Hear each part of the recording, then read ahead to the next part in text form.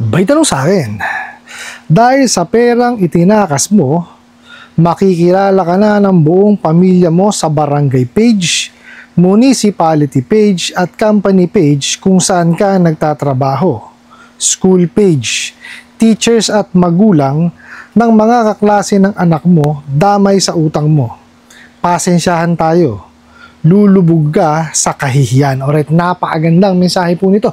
Pero bago ho natin sasagutin, imbitahan ko muna sana kayo na pakisuportahan po sana aking mga social media accounts sa YouTube, Facebook, and TikTok. Dito po sa ating video tatalakayin natin kung paano yung sinasabi nito mga bugok at abusadong online lending apps yung kanilang paniningil.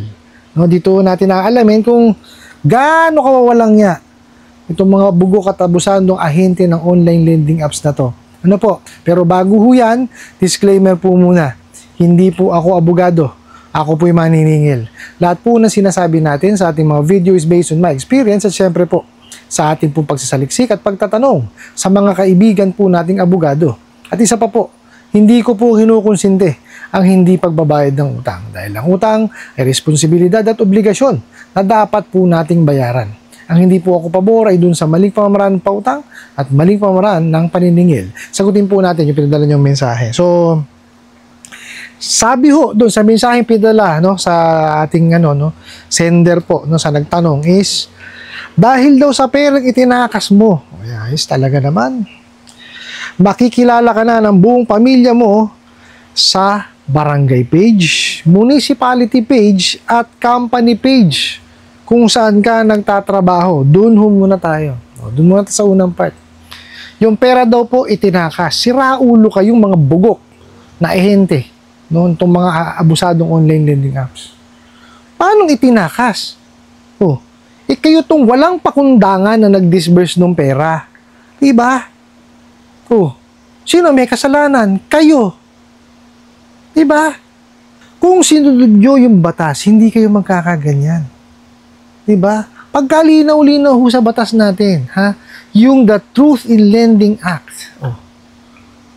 Kung sinabi nyo kung magkano yung approve, kung sinabi nyo or in-explain niyo yung obligasyon ng inyong kliyente, sa tingin nyo kukunin yan?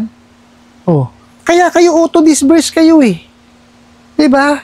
Masyado na nyo nililin lang. Tapos sasabihin nyo, perang itinakas.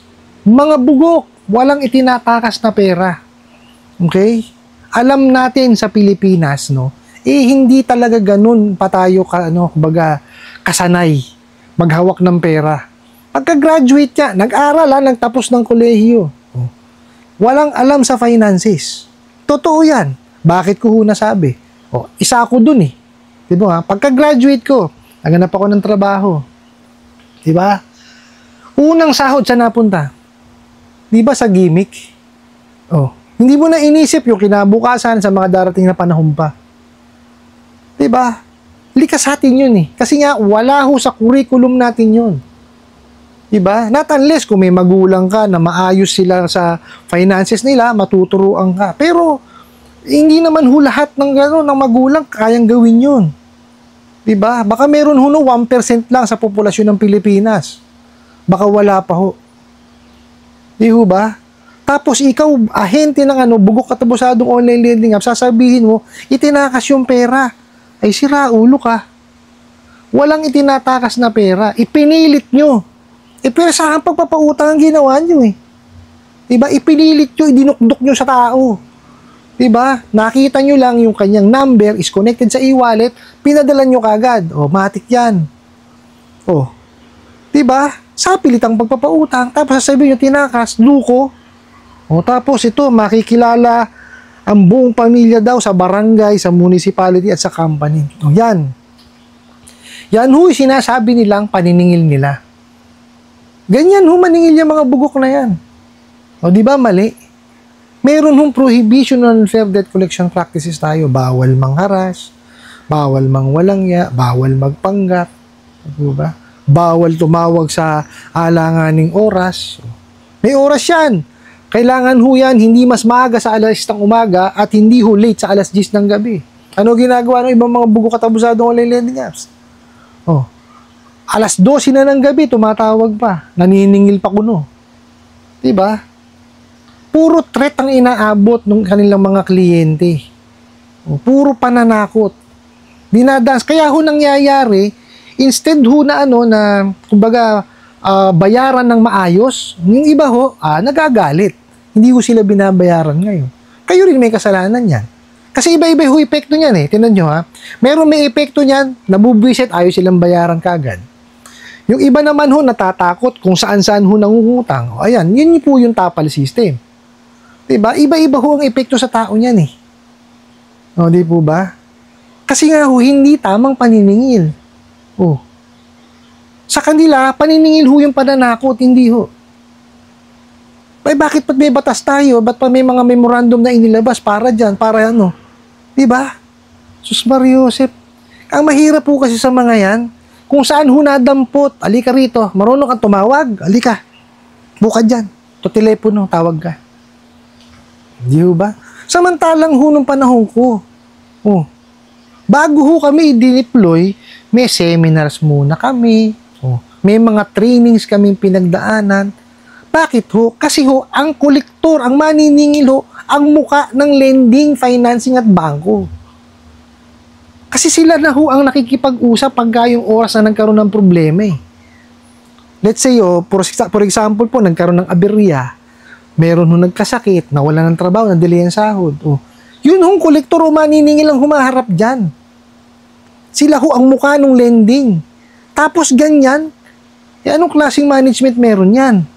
Diba? Kung hahayaan mo na ang magiging muka nung lending mo o niyang olan nyo, ganyan mga bugok. Diba? Hindi dapat ganyan. Nandun na tayo nang hiram sa inyo. Diba? Pero hindi utang na loob nung nangutang yun sa inyo. Diba? Bakit? Kasi dumaan sa proseso dapat ng ng credit investigation. Ikaw dapat, as nagpapautang, ang namimili kung sino pa uutangin mo. Hindi yung basta-basta kung kani-kanino ka nagpapautang. Walang trabaho. Estudyante. Housewife. Anak ng kamote. Diba? Ano hong ibabayad nung mga yun? Ulitin ko po, meron tayong 5 C's of credit. Yun isasantabi na natin. Dahil ito pang mga malakihan na to. Diba? May character, capacity, at condition po tayo. Capacity, pangalawa ho yan sa tinitignan. Bakit? Kasi, dapat may kakayanan. Yung nanghihiram. Diba? Para mabayaran yung kanyang obligasyon. Kayo nasaan ang capacity? Wala. Mga siraulo kayo. Diba? Kilala kayo sa ganyan, pagiging notorious nyo. Sa paniningil ko, Hindi ko ganyan. Alamin nyo muna yung naging dahilan. Diba? Maging compassionate kayo.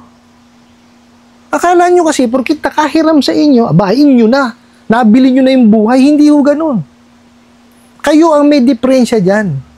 Kaya nga may credit investigation, verification, at evaluation. Sino ngayon na may kasalanan? Kayo mga bugok at abusadong online lending apps ang may kasalanan. Diba? Isinantabi nyo kasi yung mga nakalatag na batas. Diba? Kung yung sinunod nyo, hindi kayo magkakaganyan. Kasi kayo, kahilig-hilig ninyong pumasok sa kalokohan. Diba? Di ho ba? Ano sabi po ng PAOK? Konektado ang OLA sa Pogo. Ano po ba Pogo? Illegal. Ano ginagawa ho ng OLA? Nililinis yung pera. Diba? Kaya yan, tapon lang ng tapon ng pera yung mga bugok na yan eh. Kaya walang pakundangan magpahiram yan eh. Kaya napakaraming fly by night. Ako po, Mariosep.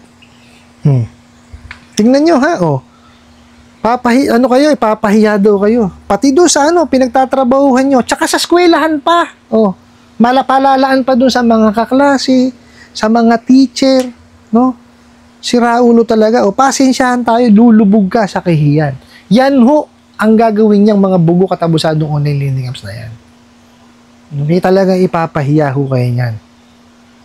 Wala hong ibang gagawin niya kundi sirain ho ang inyong pagkatao. Diba? Kaya ho paulit-ulit ko sinasabi sa inyo, bago ho kayo pumasok sa utang dyan sa mga bugok at abusadong online lending apps, Gawin nyo muna yung inyong due diligence. I-assess nyo sarili ninyo. I-check nyo yung utangan po ninyo. Di ba? Make sure yung inyong inilalagay na detalye, tama. Ano po? At magbasa ho kayo ng mga comments at reviews. Okay? Yun ho lamang man sikreto dun eh. Ito ho, marami ho kasi ako nababasa rin na kaya hindi nakakabayad po sa mga OLA, talaga daw gipit na gipit. Eto po, gipit na po kayo. Huwag nyo na hong ibaon yung sarili po ninyo. Di po ba? Naintindihan ko po talagang kailangan. Pero, kung papasukin nyo pa po itong OLA na to, lalo lang humadadagdagan yung inyong problema. Kasi wala naman idudulot ng matinuyang mga yan eh. Sige, ibibigay ho sa inyo. Diba? Kumbaga nasolusyonan nyo siya nung araw na yon. Kaya lang yung bukas, susunod na araw, o pagdating nyo sa due date or 2 days prior the due date po, ano mangyayari? Di po ba? Balik na naman ho problema nyo. Cycle na naman. O, iisip na naman kayo ng panibagong utang na naman kayo. Ganun lang ho, hindi ho kayo matatapos. Di ho ba? Hindi ho ganyan ang pagsolusyon, doon sa problema ninyo na nagipit kayo. Di po ba? Huwag ho niyong idaan sa utang sa mga bugo katabusadong online lending apps. Okay? Kumbaga, solusyonan natin sa ibang bagay po. Kung meron ho tayong mga gamit na maaari po nating ibenta, benta natin. Kung meron tayong mga serbisyo na alam, gamitin ho natin para pagkakitaan ho natin. Kung marunong tayong gumawa ng tubo, gawa tayong tubo. Kung marunong tayong gumawa ng bahay, magkumpuni tayo ng bahay o gumawa tayo ng bahay. Okay? Meron hong ibinigay sa ating mga set of skills ang ating Panginoong Diyos. Gamitin ho natin para ho tayo, pagkakitaan natin yon nang maigawa, kumbaga, matustusan natin yung dapat natin tustusan. Wag ho natin iasa dyan sa mga bugo katabusadong online lending apps. Kasi po, pag inasa natin ang inasa dyan, hindi ho mawawala yung mga yan. Totoo po yan. Kasi marami ho nagko-comment sana mawala na sila, sana pasara na. Hindi ho magsasara yung mga yan. Nakita nyo ho, napakaraming fly by night. Bakit ho? Pataas ang demand Marami ho nanghihiram Di ho ba? Pagka wala ho nang hiram dyan sa mga yan, mawawala ho yan. Totoo po. Diba? Hanggat mataas po ang demand, magsusulputan lang po na magsusulputan yan. Yung iba po sinasabi, diba, wala hong dapat bagong OLA. Kasi yung may moratorium Okay? Paulit-ulit lang ho tayo dyan. Ang dapat po natin gawin, kung ano po yung ibinigay sa ating set na skills ng ating Panginoon Diyos, yun po ang gawin natin. Kumbaga, convert po natin siya as pagkakakitaan. Di po ba? Kung magaling tayo sa halaman, magaling ho tayong halaman. Di ba? Kung magaling ho tayo magluto-luto ho tayo, pagtinda ho tayo. At least yun ho, wala ho kayong wala kayong isipin na may magmumura sa inyo, may mawawalang niya sa inyo. Hindi ho kayo aligaga na pag nag-ring telepono nyo, di ba? Dinervyusin kayo. Ang iniiwasan ho natin dito is yung anxiety at saka yung depression na napakahirap pong gamutin. Actually, habang buhay yung sakit yan. Gusto nyo habang buhay kayo nagagamot? Habang buhay kayo ninenervyos? Wag ho. Wag ho nating hayaan na may ibang tao ang kumukontrol po sa ating isipan. Binigyan ho tayo ng ating Panginoon Diyos ng kanya-kanyang isip Gamitin ho natin yun sa tama.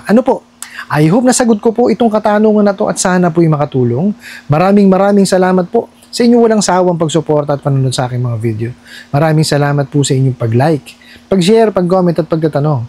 And kunin ko na rin po itong opportunity na ito na imbitahan po sana kayo na pakisuportahan po sana aking mga social media accounts sa YouTube, Facebook, and TikTok. Hanggang sa muli po. Yun lang.